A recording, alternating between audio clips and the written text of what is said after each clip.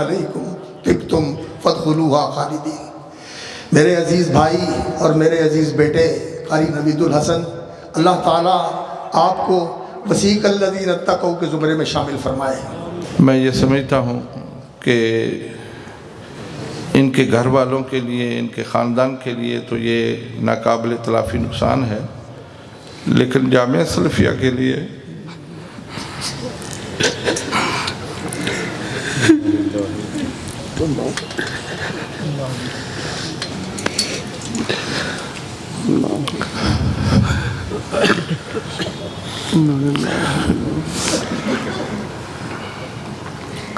جامعہ سلفیہ کے لیے بھی بہت بڑا نقصان۔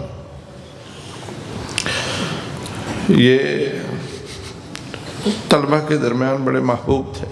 یہ کتنی خوبصورت بات ہوگی کہ فرشتوں کی جماعت جو ہے وہ قرآن مجید کی تلاوت سننے کے لیے آئی ہوتی ہے اور دوسرے فرشتے آ کے جان کو قبض کر لیں۔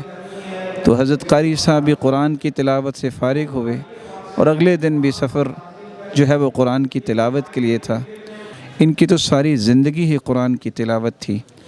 21 برس کی عمر ان کی ہوگی جب ہمارے والد صاحب اس دنیا سے رخصت ہوئے، تو بھائی نے باپ بن کے ہماری سرپرستی کی اور ہم تمام بہن بھائیوں کے تعلیمی اخراجات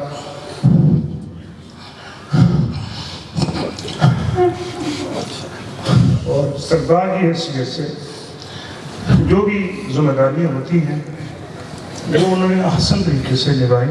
دیکھیں، قاری نوید الحسن لکھوی صاحب کی پوری زندگی جو ہے وہ قرآن کے ساتھ گزری ہے، اور ہمارا حسن ظن یہ ہے کہ ان کی جو زندگی ہماری نظروں سے اجھل ہے وہ بھی قرآن کے مطابق گزری ہوگی، اس لیے کہ انہوں نے ساری زندگی لوگوں کو قرآن سنایا ہے، قرآن پڑھایا ہے، لوگوں کو قرآن کے قریب کیا ہے، اور قرآن سے زیادہ باوفا ساتھی اور کوئی نہیں ہے۔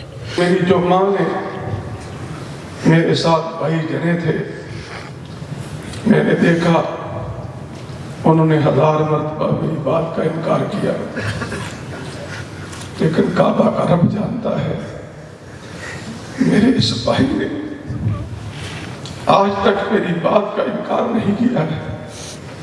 بس ہم سب مل کر دعا کریں کہ میں اپنے ان بچوں کے لیے قاری صاحب کے بھائیوں کے ساتھ مل کر جب تک زندہ ہیں، ہم نوید الحسن تو نہیں بن سکتے، اگر مجھے یاد ہے اگر میرے رب نے چاہا تو ہم باپ ضرور بن کے دکھائیں گے انشاءاللہ۔ یہ جو سامنے میت پڑی ہے نا، جس کے اندر کبھی نوید الحسن تھا، یہ بہت معصوم تھی۔ شاید زندگی کے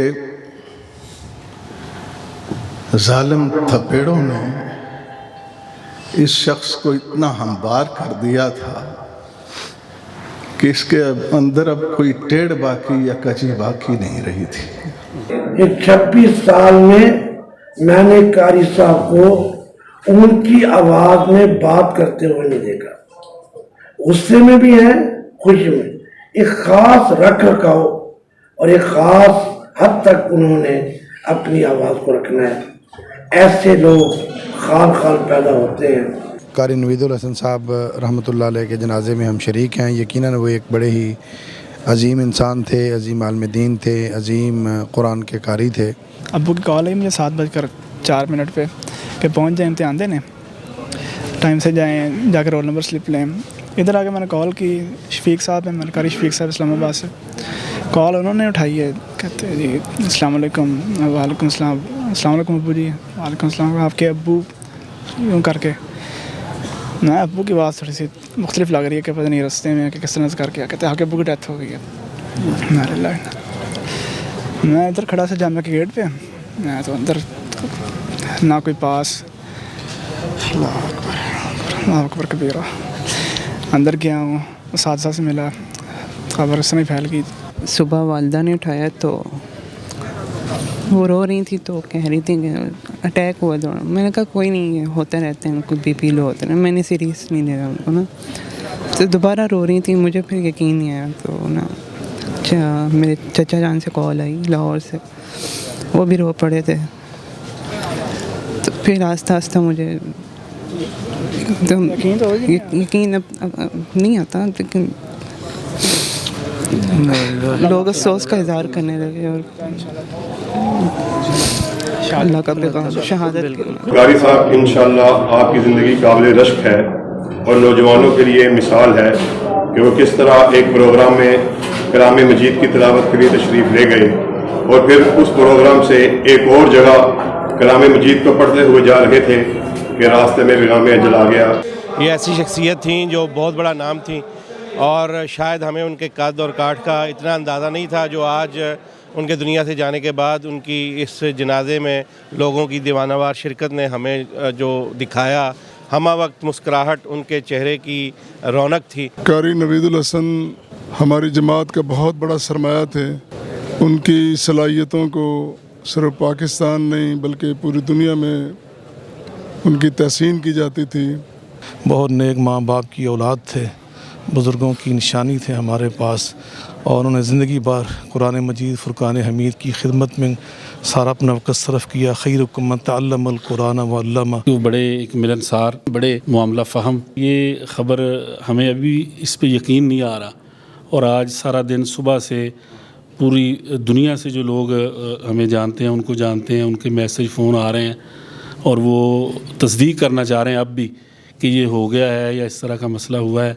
ایک بہت عظیم انسان اور اللہ کے قرآن کے محب اور اللہ کے قرآن کے قاری تھے، اور اس کے ساتھ ساتھ بہت عالم بھی تھے اور مبلغ اسلام بھی تھے اور عبادت گزار بھی تھے اور بڑے اخلاق کے مالک تھے. آج جامعہ سلفیہ فیصل آباد میں جو اتنا بڑا جنازہ، اتنے لوگ جمع ہوئے ہیں، یہ قاری صاحب کے کردار، محبت، پیار، دینداری، وفاداری اور اللہ کے دین سے وابستگی کا بہت بڑا ثبوت ہے. قاری صاحب وطن عزیز میں قرہ میں ایک پہچان تھے. جامعہ سلفیہ کی خدمات انہوں نے زندگی بھر سر انجام دیں. قاری صاحب پورے وطن عزیز میں جانے پہچانے جا رہے تھے قرآن مجید کی تلاوت کے حوالے سے. سفر حج پہ بھی میرے ساتھ گئے، پھر مصر بھی گئے، اور بھی ہمارے کافی ان کے ساتھ تعلق تھا. حضرت قاری نوید الحسن رحمۃ اللہ علیہ اس چمنستان کی بلبل تھی. بڑا ایک نام انہوں نے پیدا کیا پوری دنیا میں، پورے عالم اسلام میں، ملک میں، بیرون ملک میں. بڑے بڑے وہ سیمیناروں میں اور بڑی بڑی قرات کی کانفرنسوں میں وہ شرکت کرتے تھے، جس سے جامعہ سلفیہ کا نام بھی اجاگر ہوتا تھا، فیصل آباد کا نام بھی اجاگر ہوتا تھا. یقیناً وہ ایک سعادت مند موت کی حیثیت سے گزرے ہیں. قرآن حکیم کی تلاوت کے لیے وہ تشریف لے جا رہے تھے. وہ ہمارے گمان کے مطابق یقیناً ان کو اللہ تعالیٰ انتہائی بلند مقام سے نوازا ہے. میرے خالہ زاد بھائی اور اچھے دوست، بہت ملنسار، متقی، پرہیزگار اور دین کی تڑپ رکھنے والے جوان تھے. قاری صاحب کی وفات ہے ہمارے لیے واقعی یہ بہت بڑا غم، ایک بہت بڑی ہمیں، یعنی کہ ان کے جانے سے خلا پیدا ہو گیا. ان کی بہت خدمات ہیں ہمارے اس ادارے جامعہ سلفیہ کے لیے. اس ادارہ جامعہ سلفیہ میں ہم اکٹھے پڑھتے رہے ہیں. تقریباً 6.5 سال ہم نے اکٹھا پڑھا اور اکٹھے ہی تجوید کی مشق کیا کرتے تھے اور اکٹھے ہی تجوید کے یا تلاوت کے مقابلوں میں جایا کرتے تھے. اور بہت پیار تھا آپس میں، بہت محبت تھی. پچھلے سال میں نے اپنے دائرے میں بلوایا سب بھائیوں کو، تو سب ساتھی وہاں جمع ہوئے، قاری صاحب بھی جمع ہوئے، اور قاری صاحب میرے لیے ہدیہ بھی لے کر آئے، جبکہ عام ساتھی نہیں لے کر آئے. کوئی ایسا وہ بھی نہیں تھا کہ لے کر آئیں، لیکن یہ ان کی خصوصی محبت کی نشانی ہے. وہ ایک عظیم عالم بھی تھے، ایک عظیم خطیب تھے، ایک عظیم مبلغ تھے، اور ایک عظیم صحافی تھے، اور ایک انتہائی زیادہ ہنس مخ اور خوش خوراک، خوش لباس، اور دین کے ساتھ ساتھ جو ادبی پروگرام ہیں یا کھیلوں کے پروگرام ہیں، انتہائی زیادہ دلچسپی اس میں رکھتے تھے. ان کی ذات کا ایک پہلو جو بہت نمایاں ہونا چاہیے، نمایاں ہوگا انشاءاللہ تعالی، کہ وہ حریت فکر کے مجاہد تھے. یہ ایسا پہلو ہے جو عموماً ڈسکس نہیں ہوتا، لیکن اگر کوئی قاری صاحب کی تحاریر کو جو انہوں نے سوشل میڈیا پہ لکھی ہیں بالاستیاب پڑھے گا تو اس کو اندازہ ہوگا کہ قاری صاحب کے اندر ایک بیدار مغز رہنما چھپا ہوا ہے. بہت ہی خوبصورت زندگی انہوں نے جی. قرآن کے ساتھ ان کا تعلق بڑا مضبوط رہا. وہ بڑی ہی زبردست قرات کرتے رہے تھے. مصر کے جو قراء ہیں حضرت قاری صاحب رحمۃ اللہ علیہ ان کے میزبان ہوتے تھے، بلکہ ان کو بلانے میں اور ان کو متعارف کروانے میں حضرت قاری صاحب رحمۃ اللہ علیہ کا مرکزی کردار ہے. آپ سینئر مدرس بھی تھے. ہم نے حضرت قاری صاحب سے ترجمۃ القرآن پڑھا ہے، گرامر کی کتابیں پڑھی ہیں. آپ ایک صحافی بھی تھے، حقیقی آواز بھی تھے. قراء کرام کو ایک پلیٹ فارم پہ آپ اکٹھا دیکھنا چاہتے تھے. آپ خوش لباس بھی تھے، خوش خوراک بھی تھے. آپ کا دسترخوان ہمیشہ آباد رہتا تھا. ونقه من الخطايا كما ينقى الثوب الأبيض من الدنس ونقه من الخطايا كما ينقى الثوب الأبيض من الدنس وأبدله دارا خير من داره وأهلا خير من أهله وأدخله الجنة وأعذه من عذاب القبر وعذاب النار وأدخله الجنة وأعذه من عذاب القبر وعذاب النار وأدخله الجنة وأعذه من عذاب القبر وعذاب النار. اللهم أنت ربه وأنت خلقته وأنت هديته للإسلام وأنت قبضت روحه